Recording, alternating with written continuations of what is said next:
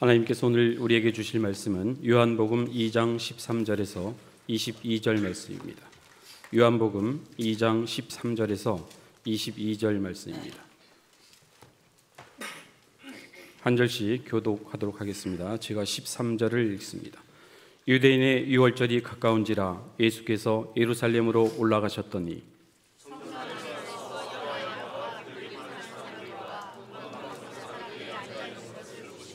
노끈으로 채찍을 만드사 양이나 소를 다 성전에서 내쫓으시고 돈 바꾸는 사람들의 돈을 쏟으시며 상을 엎으시고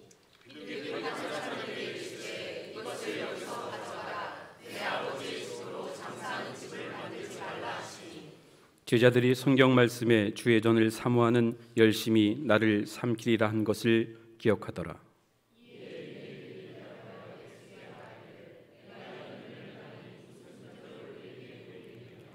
예수께서 대답하여 이르시되 너희가 이 성전을 헐라 내가 사흘 동안에 일으키리라.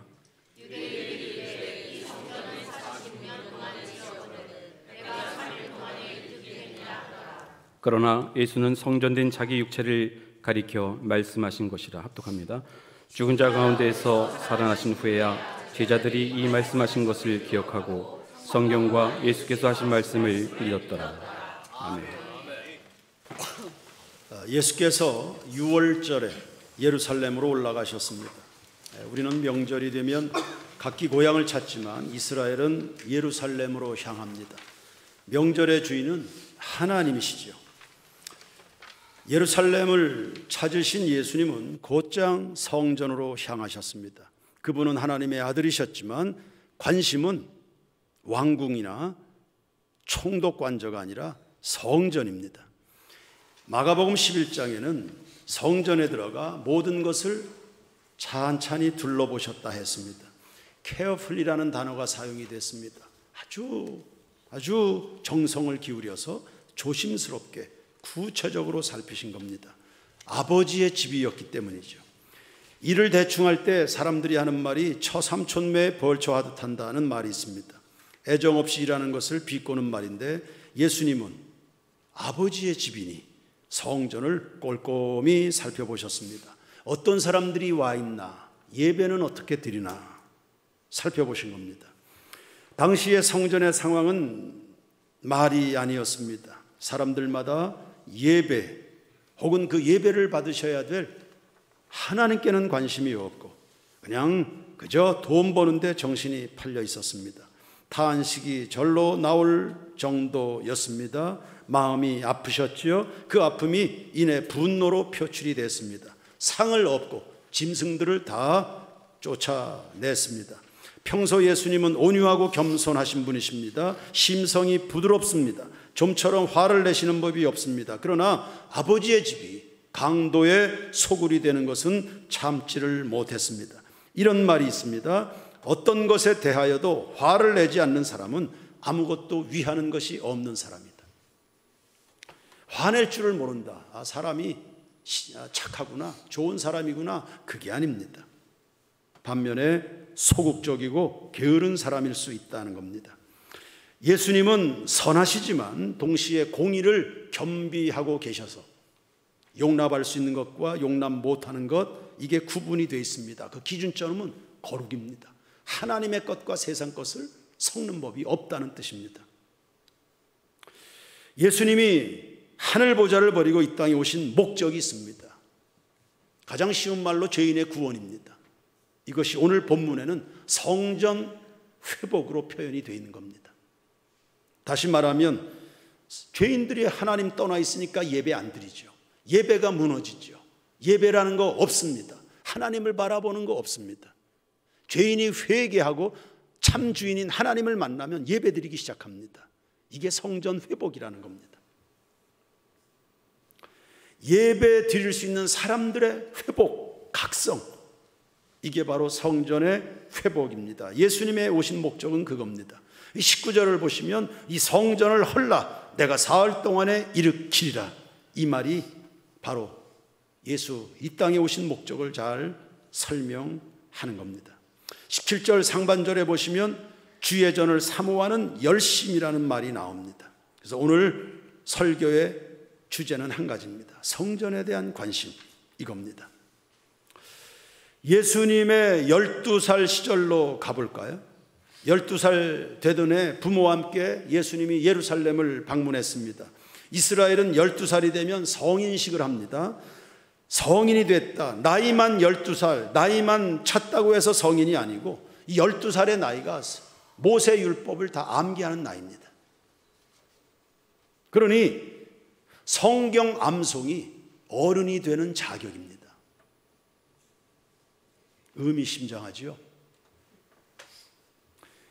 성인들은 매년 성전을 찾아 하나님께 예배를 드리는데 예수님의 가족도 이 절차를 밟은 겁니다. 예배를 마치고 집으로 내려가는 길에 예수를 잃어버렸습니다. 명절이 되면 그 좁은 도시에 수많은 인파가 몰리니까 어린아이 잃어버릴 수 있습니다. 12살이 됐다고 해도. 그래서 아이를 잃었습니다. 놀랐겠죠?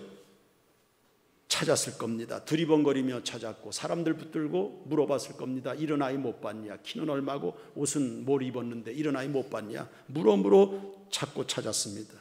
오던 길을 거슬러 올라가게 됐습니다. 성전에 가봤더니 성전에서 어린 예수가 랍비들과 성경 토론을 하고 있었습니다. 어머니 마리아가 얘야 어찌해서 이렇게 했냐? 아버지와 내가 얼마나 걱정했는지 아냐? 그랬을 때 어린 예수가 이야기합니다. 어찌하여 나를 찾았습니까? 내가 내 아버지 집에 있어야 할 줄 모르셨습니까? 여러분, 하나님의 아들 예수 성전에 계셨습니다. 그렇다면 구원받아 하나님의 아들과 딸 된 성도 여러분은 어디에 있어야 되는 겁니까? 하나님의 아들 예수가 성전, 내가 내 아버지 집에 있어야 될 줄 모르십니까? 여러분은 누구십니까? 하나님의 아들과 딸들입니다. 여러분의 관심, 여러분들의 모습이 어디에 발견되어야 되겠습니까? 여러분 뭘 사랑해야 됩니까? 다윗을 보십시다. 시편 23편 6절입니다. 내 평생의 선하심과 인자하심이 반드시 나를 따르리니 내가 어디에? 여호와의 집에 영원히 거하리로다. 시편 26편 8절 여호와여 내가 주께서 계신 집과 주의 영광이 머무는 곳을 사랑합니다. 시편 27편 4절 내가 여호와께 바라는 한 가지 일 그것을 구하리니 곧 내가 내 평생에 여호와의 집에서 살면서 여호와의 아름다움을 바라보며 그의 성전에서 사모하는 그것이라. 여호와의 아름다움이라. 그 아름다움을 바라보고 묵상할수록 아름다운 사람이 됩니다. 닮아가기 때문입니다. 예배는 하나님은 꼭 예배당에서만 만나나 천지가 다 하나님 계신데 그 말에 속지 마십시오. 그렇게 해서 살아가는 사람 중에 믿음 생활 정말 잘하는 사람 보지 못했습니다. 성도 구실하는 사람 못 봤습니다.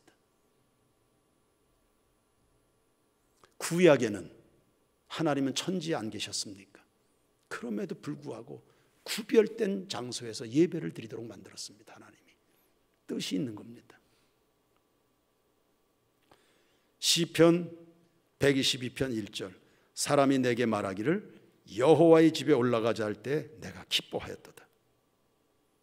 세상에서 내가 제일 듣기 좋은 말, 귀여봐, 교회 가자, 이 말이 그렇게 기뻤다는 겁니다. 나와 함께 교회 가자, 예배 드리러 가자. 고라자손의 시도 보십시오. 시편 84편 1절이 합니다. 만군의 여호와여 주의 장막이 어찌 그리 사랑스러운지요. 주의 장막이 어찌 아름다운지요. 내 영이 사모합니다. 내 맘 다하여 주님께 찬송합니다. 나의 왕 나의 주께. 할렐루야. 우리 세인교회 성도들의 노래요 고백입니다. 내 영혼이 여호와의 궁정을 사모하여 쇠약하며 내 마음과 육체가 살아계시는 하나님께 부르짖나이다. 나의 왕 나의 하나님 만군의 여호와여, 주의 제단에서 참새도 제집을 얻고 제비도 새끼들 보금자리를 얻었나이다. 주의 집에 사는 자들은 복이 있나니 그들이 항상 주를 찬송하리이다. 셀라. 주께 힘을 얻고 그 마음에 시온에 데려가 있는 자는 복이 있나이다. 시편 84편 10절. 주의 궁정에서 한 날이 성전을 궁궐에 비교했습니다.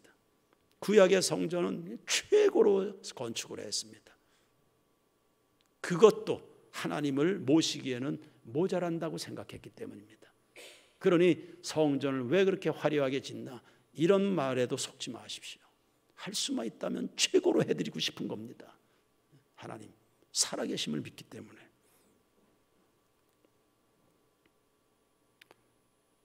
주의 궁정에 산 날이 다른 곳에서의 첫날보다 나은즉 악인의 장막에 사는 것보다 내 하나님의 성전 문지기로 있는 것이 좋사오니. 정말 놀라운 고백입니다. 이런 사람은 참으로 복이 있어 주님께 힘을 얻는다. 그래서 교회 오늘 때 주일날 예배드리러 간다는 생각만 해도 기쁘고, 와서 예배드릴 때 행복하고, 예배 마치고 성도들과 더불어 교제하면서 기쁘고, 예배 마치고 다 주일에 집으로 돌아갈 땐 아쉽고, 자꾸 뒤를 돌아다 보게 되고, 또 와야 되는데 또 와야 돼. 다음 주일이 기대된다. 여러분, 이거 살아있는, 그리고 그 중심에 하나님이 계시는 성도들의 특징이 되는 것입니다. 방성택 장로님은 삼척에 근무하기 때문에 주말에 원주로 복귀합니다. 그럼 주일 낮 예배 마칩니다. 점심 식사합니다. 우리들과 어울려 공을 찹니다. 저녁 예배를 참여할 수가 없습니다. 삼척으로 돌아가는 셔틀버스 타는 시간이 딱 그 시간이기 때문에. 그래도 저 맨 뒷자리에 나와서 새벽 이슬이 찬양하는 그 시간만이라도 참석하고 갑니다. 그 시간이 다 끝나지도 않습니다. 한 곡, 두 곡, 세 곡, 그 시간 어차피 드릴 수 없는 예배 안 올 수도 있건만 그 찬송 몇 곡에 참석하고 가려고 저 맨 뒷자리에 앉았다가 뭔데 아쉬움을 뒤로 하고 그렇게 셔틀버스에 몸을 싣습니다. 돌아가는 도중에 유튜브로 마저 주일 저녁 예배 참석합니다. 하나님에 대한 믿음이 그렇게 나타나는 겁니다. 예배를 드리든 말든, 예배 시간이 있든 말든 이렇게 살아가는 교인들도 참 많이 있을 텐데요. 그것도 주일 저녁 예배 아닙니까? 주일 저녁 예배 없어진 교회도 많고 안 드리는 교회도 많고 무관심한 교인도 많은데 찬송 몇 곡이 그까짓 게 뭡니까? 그래도 여기 와서 앉아서 그 찬송 몇 곡 부르고 그리고 셔틀버스에 몸을 실는 겁니다. 몇 년 전에 유치부 성경학교를 마쳤습니다. 마쳤으면 아이들이 귀가해야죠. 그런데 김준희 어린이가 집에 안 가겠다고 울고 떼를 썼습니다. 자긴 교회가 좋다네. 자긴 교회가 좋다. 난 교회 더 있고 싶다. 교회에서 놀고 싶다. 요즘도 교회 구석구석에서 주일 낮 예배 마치면 애들 집에 안 가서 부모고 할머니고 다 애들 기다리고 있는 그런 풍경이 펼쳐집니다. 전 그 아이들이 정말 복이 많다고 생각합니다. 겨우 달래가지고 준이를 집으로 데려갔는데 잠시 후에 엄마 손을 붙잡고 다시 등장했습니다. 교회에서 30분만 놀다 오기로 약속을 하고 온 겁니다. 무릇 어린아이 같지 않으면 천국에 들어갈 수 없다 하는데요. 저는 이 아이들 다 다윗이 되기를 축복하고 있습니다. 여러분의 집은 어디입니까? 코로나가 한창 기승 부릴 때 성도들은 교회 오는 것도 눈치가 많이 보였습니다. 또 방성택 장로님 이야기합니다. 어느 날 수요일이었습니다. 퇴근 시간이 됐습니다. 회사 문을 나섭니다. 동료가 묻습니다. 어디 갑니까? 나 집에 가지. 그래서 제가 아니 교회 온다고 해야지 집에 간다고 그러면 됩니까? 거짓말 아닙니까? 그랬더니 목사님 무슨 말입니까? 내 아버지 집에 가는데 교회를 내 아버지 집으로 이해하고 있다. 여러분의 집은 어디입니까? 힐됐습니까? 휴브랬습니까? 아니면 풍경채가 여러분의 집입니까? 정말 내 집은 어딜까? 생각들을 해볼 필요가 있지 않을까요? 내 주의 나라와 주 계신 성전과 피 흘려 사신 교회를 늘 사랑합니다. 주님이 계신 그 하나님의 영광의 나라, 성전, 교회, 하나의 이미지입니다. 여러분의 집은 어디입니까? 사람이 성전 중심으로 산다는 것은 하나님 중심으로 살고 있다는 뜻입니다. 왜 성전에 그렇게 집착합니까? 여기서 구별되게 하나님을 만나기 때문입니다. 제 아무리 어디에서든 다 하나님 만날 수 있다 큰 소리 치지만 성전 중심의 삶이 무너진 사람이 성령 충만합니까? 왜 그렇게 성전에 집착하는 겁니까? 우리 삶의 본거지가 교회가 돼야 하기 때문입니다. 주의 집에 사는 자들은 복이 있나이다 했습니다. 야곱은 광야에서 하나님 만났습니다. 야복강에서 하나님 만났습니다. 그럼에도 불구하고 그들에게 성전이 가치가 있는, 의미가 있는 거 아닙니까? 성전이. 그래, 우리는 그런 마음으로 교회를 찾고 예배를 드립니다. 며칠 전에 김태한 선교사님과 긴 통화를 했습니다. 어느 선교단체에 대한 이야기를 들려주었습니다. 꽤 영향력 있던 선교단체였습니다. 한때는 많은 교육생들을 받아서 교육하고 사회로 배출을 했습니다. 요즘은요, 사역 자체가 불가능하답니다. 교육생들 모집도 안 되고 훈련받으려는 사람조차도 없고, 훈련받으러 오는 사람들의 면면을 보니까 한심스럽기 짝이 없답니다.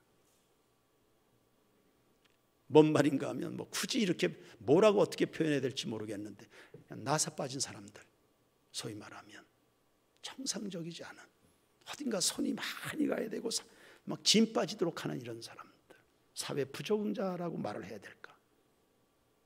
과거에도 훈련받을 때 교육생들 가운데 한 10% 정도, 많으면 20, 그렇게 한두 명이 없었던 적은 없다. 그런데 요즘은 교육생들의 거의 대부분이 다 나서 빠져 있다. 더 기가 막힌 것은 그 교육생들을 돌봐야 되는 간사들조차도 건강하지 않다는, 나서 빠져, 어디 붙어 있을 데가 없어서 그냥 간사 인내하고 거기 와 있는 이런 사람들에 의해서 교육 자체가 되지도 않고, 이제 선교단체 미래가 불투명하다, 존폐의 기로에 서 있다. 선교단체 자체가 그 위용을 뽐내던 그런 교육센터들이 이제는 사라질 위기에 처해 있다.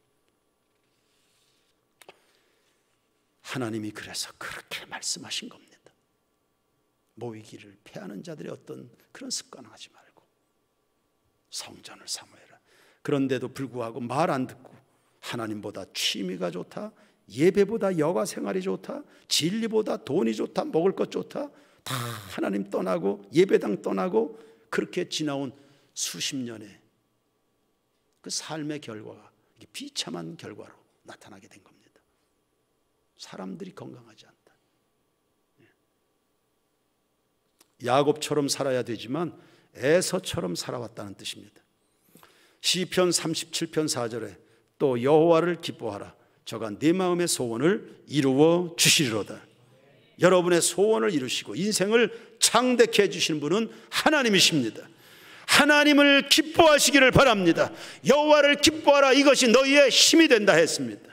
나를 사랑하는 자들이 나의 사랑을 입으며 나를 간절히 찾는 자들이 나를 만난다. 하나님의 사랑을 한번 받아보십시오. 천지개벽이 일어납니다. 세상 뒤집어집니다. 하나님의 사랑을 받는다. 하나님이 내려주시는 복을 받는다. 여러분이 키를 써서 뭔가 성공하나 한 것과는 비교도 할 수 없는 변화입니다. 지난 주일 저녁에 성경 암송 대회를 치루었습니다. 아이들도 어른 성도들도 59절, 109절, 209절을 차근차근히 암송해 나갔습니다. 그때 베트남의 김광균 선교사님이 이 앞자리에 앉아서 함께 그 광경을 봤습니다. 몸이 들썩들썩 너무 감동이 돼가지고요.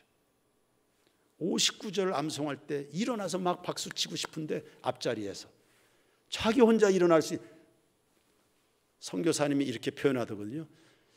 일어나고 싶어서 박수 치고 싶지만 워낙 쪽팔려서 못 일어났다니.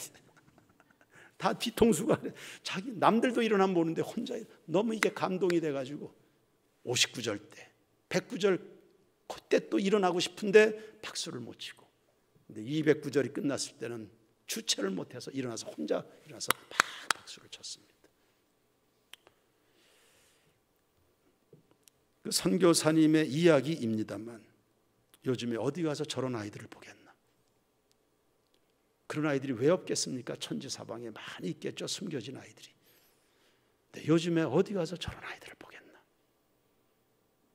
59절이 됐든 109절이 됐든 그걸 암송하려면 무수한 시간을 투자해서 하나님께 집중하고 마음을 들여야 그게 되는 일인데 어디 가서 저런 사람들을 요즘에 만나나?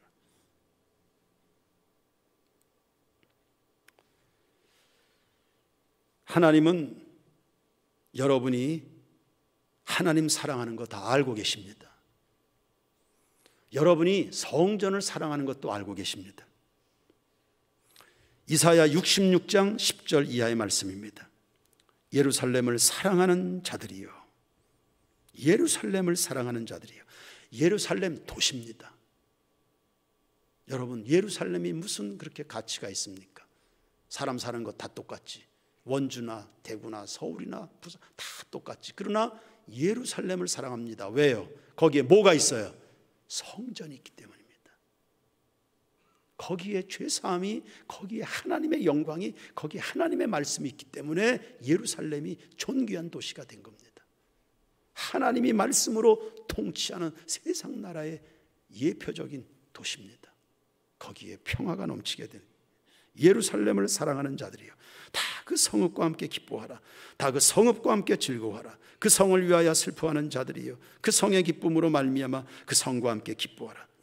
예, 성이 무너질 것 때문에 아파했지만 이 성이 회복될 것에 대한 비전입니다. 너희가 젖을 빠는 것 같이 그 위로하는 품에서 뭐 하겠고? 만족하겠고, 젖을 넉넉히 빤 것 같이 그 영광의 풍성함으로 말미암아 즐거워하리라. 성경에 영광, 영광, 영광이라는 단어 나옵니다. 이거 전부 하나님과 관계될 때만 사용되는 단어입니다.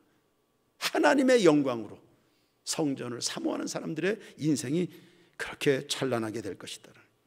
여호와께서 이와 같이 말씀하시되, 보라, 내가 그에게 평강을 강같이, 그에게 문나라의 영광을 넘치는 시내같이 주리니 너희가 그 성읍에 젖을 빨 것이며 너희가 옆에 안기며 그 무릎에서 놀 것이다. 무릎에서 논다. 무릎에 앉혀준다. 귀여운 손자들 무릎에 앉힙니다. 총애의 상징입니다.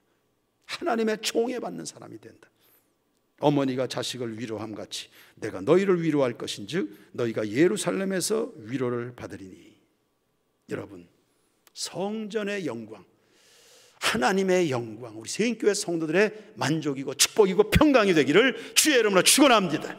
성전이 귀한 것은 첫 번째, 사람들이 여기에서 거듭나거든요. 성전은 영혼의 목욕탕과 같습니다.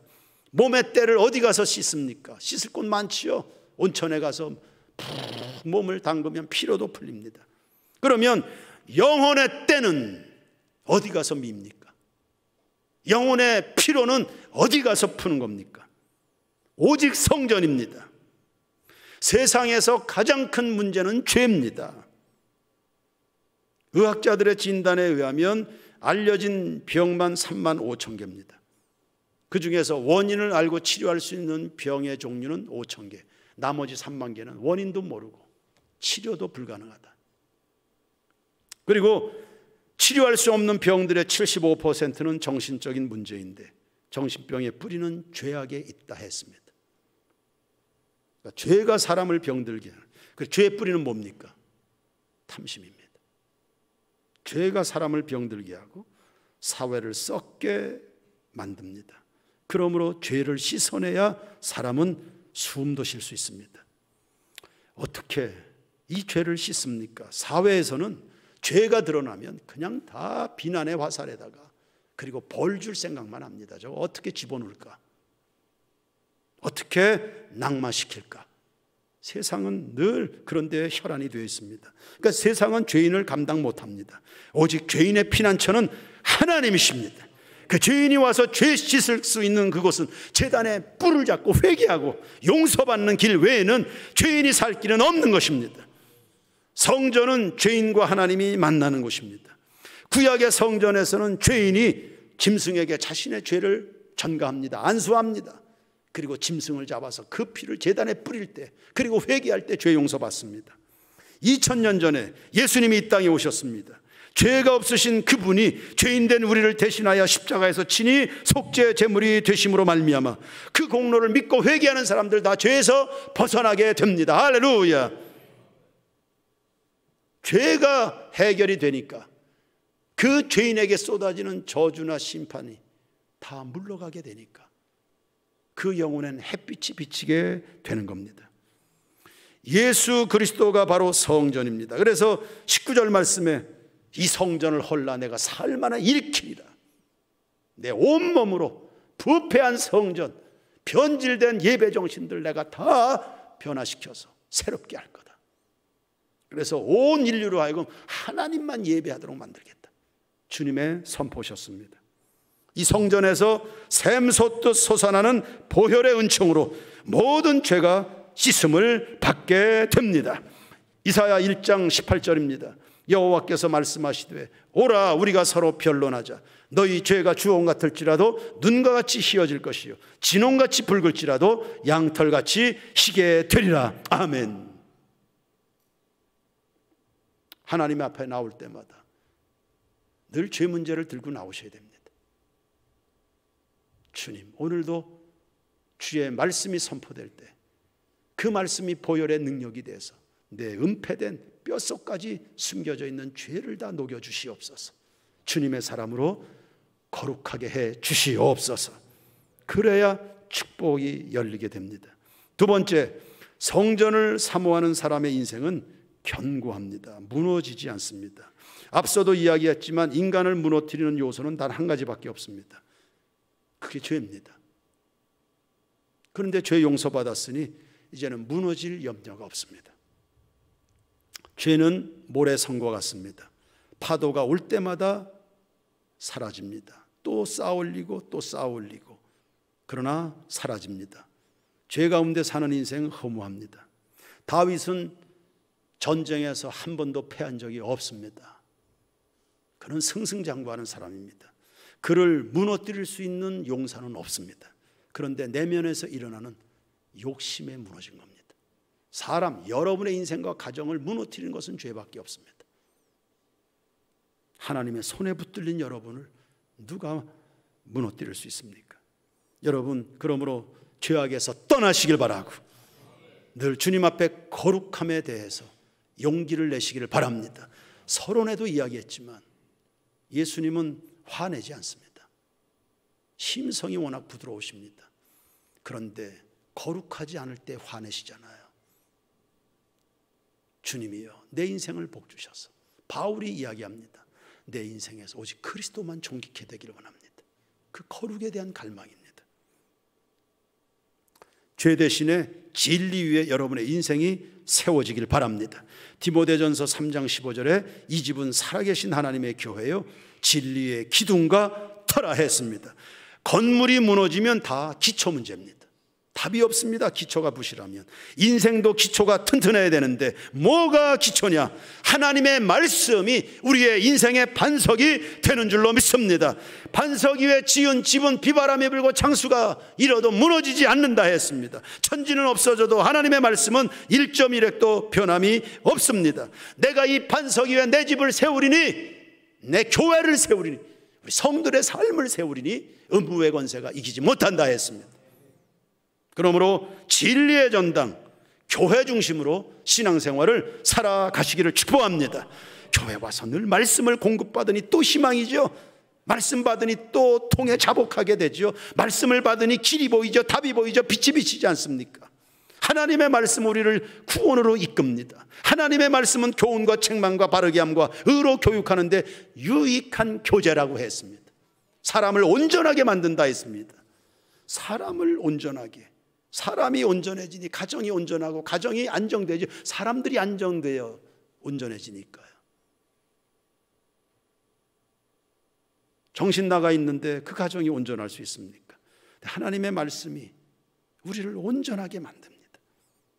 사람을 온전하게, 점점 더 온전하게 만듭니다. 모든 것이 기초가 단단하니까 하고는 일들도 번창하게 되는 겁니다. 다툼이 심한 부부들 상담을 참 많이 했습니다. 좋게 말하면 상담이고, 시샘말로 하면 부부싸움 말리는 것이 목회입니다.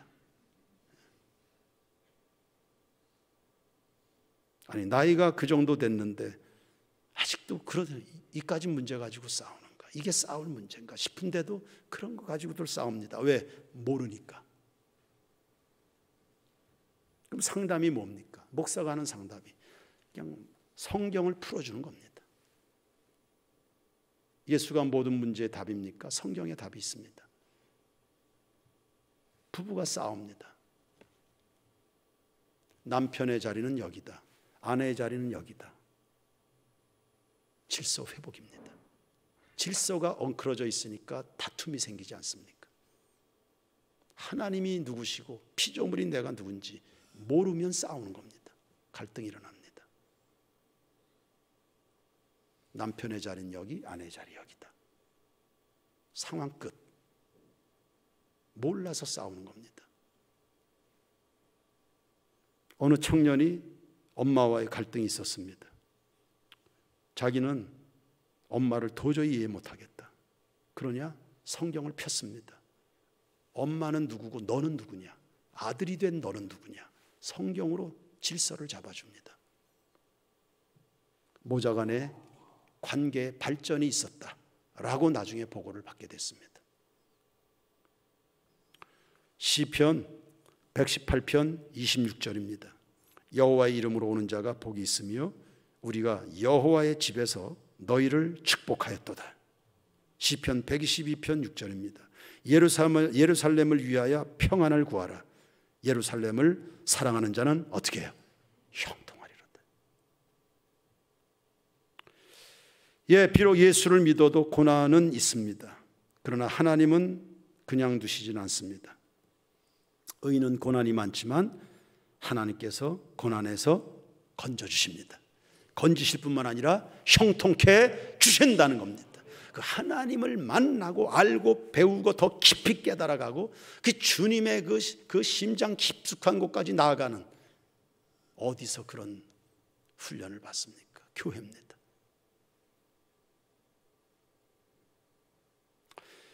성전을 사랑해서 복을 많이 받은 사람이 다윗입니다. 역대상 29장 28절입니다. 다 같이 읽을까요? 시작. 그가 나이 많아 늙도록 부하고 존귀를 누리다가 죽음에 그의 아들 솔로몬이 대신하여 왕이 되니라. 아멘. 나이 많아 죽었다. 수한 대로 장수했다 이 말입니다. 그리고 부하고 존귀, 그리고 아들까지도 복을 받았습니다. 성전을 사랑하는 사람의 대명사 다윗. 성경엔 다윗에 관한 기록이 1000번이나 넘게 나옵니다. 성경을 어디나 펴나 다 전부 다윗 이야기입니다. 그러니까 하나님은 당신의 백성들에게 설교하시는데 다윗을 예화로 들지 않으면 설교가 안 될 만큼 다윗의 이야기가 그렇게 수두룩한 겁니다. 성전을 사랑하는 다윗이었습니다. 그가 받은 복이 어마무시하게 많습니다. 저는 우리 세인교회 모든 교우들이 다윗의 복을 누리시기를 축원합니다. 다윗만큼 하나님께 마음을 드리시길 바랍니다. 여러분의 집이 어디십니까? 성전, 하나님 앞이 여러분의 집이 되기를 축원합니다. 예수님은 성전을 너무 사랑하셨습니다. 주의 전을 위하는 열심히 그를 삼켜버렸다.